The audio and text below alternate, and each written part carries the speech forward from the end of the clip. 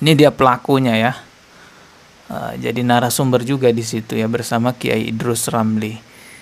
Ya tampaknya memang punya kedekatan khusus kali ya sama Pak Kiai Idrus Ramli, karena beberapa fotonya itu terlihat dia berfoto dengan Kiai Idrus Ramli. Timbul isu-isu miring bahwa si pelaku ini adalah muridnya Kiai Idrus Ramli, tapi saya nggak tahu kebenarannya, apakah itu benaran muridnya Kiai Idrus Ramli atau bukan. Tapi setidaknya dengan adanya foto-foto bersama Kiai Idrus Ramli ini juga menyeret nama baik Kiai Idrus Ramli. Jadi berdasarkan jejak digital yang sudah saya amati, pelaku ini sering menyuarakan tentang kajian-kajian menyucikan hati, mensucikan jiwa, ajaran tasawuf gitu ya.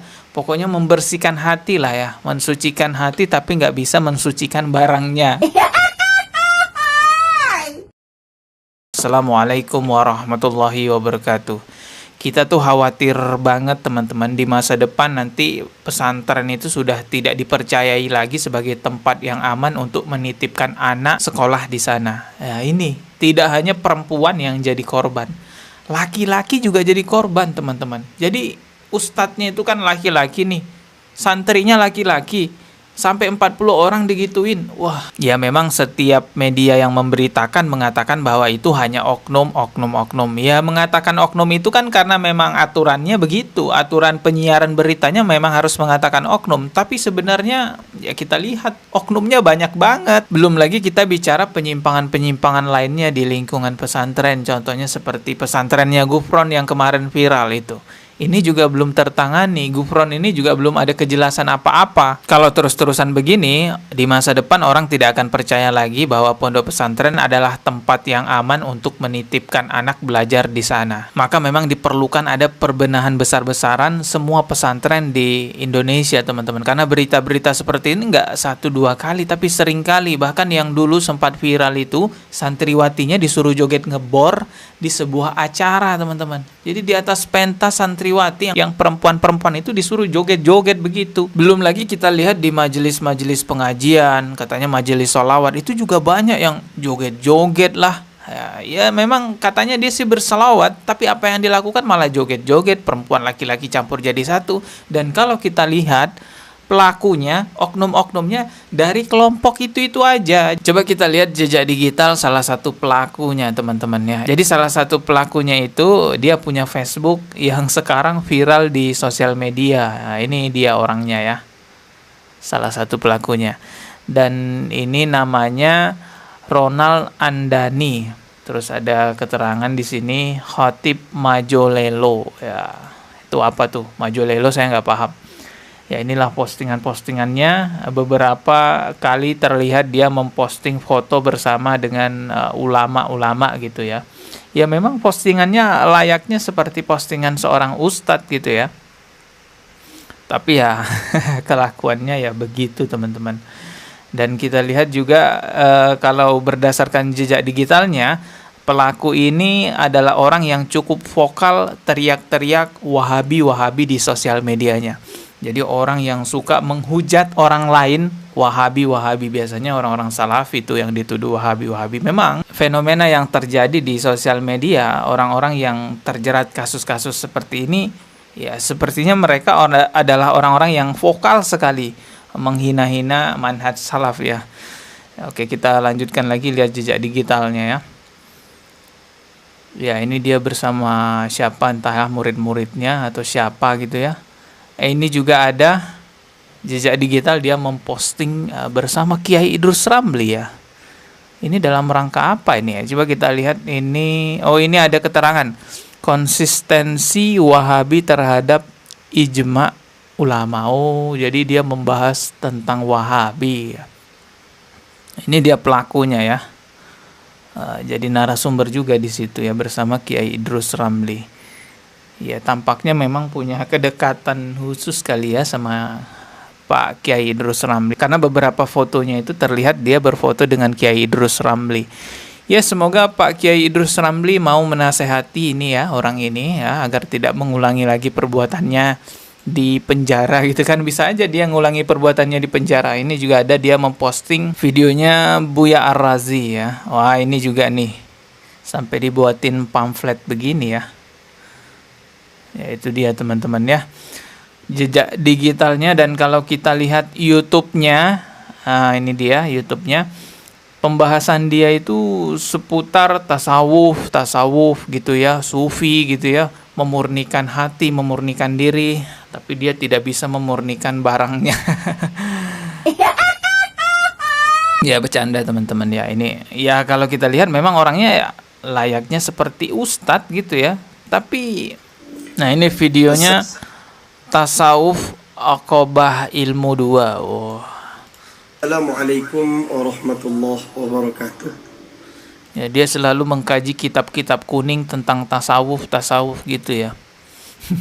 Tapi kelakuannya ya Allah. Jadi berdasarkan jejak digital yang sudah saya amati, pelaku ini sering menyuarakan tentang kajian-kajian menyucikan hati, mensucikan jiwa, ajaran tasawuf gitu ya. Pokoknya membersihkan hati lah ya, mensucikan hati tapi nggak bisa mensucikan barangnya. Yang mengakibatkan satu Indonesia umat Islam malu semua ya. Satu Indonesia pesantren tercoreng karena kelakuan dia. Ya memang oknum, tapi ya dampak buruknya juga kena ke pesantren-pesantren lainnya.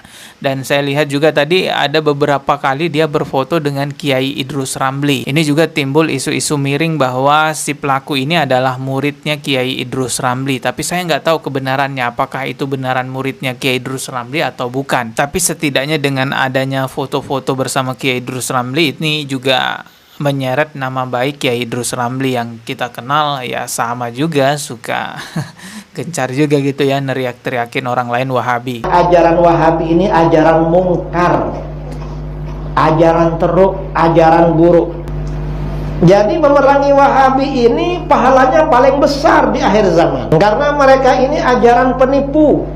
Sekali lagi, kita kalau haji, kalau umroh ke Saudi Arabia, di Masjidil Haram, Masjid Nabawi itu imamnya adalah beraliran Wahabi.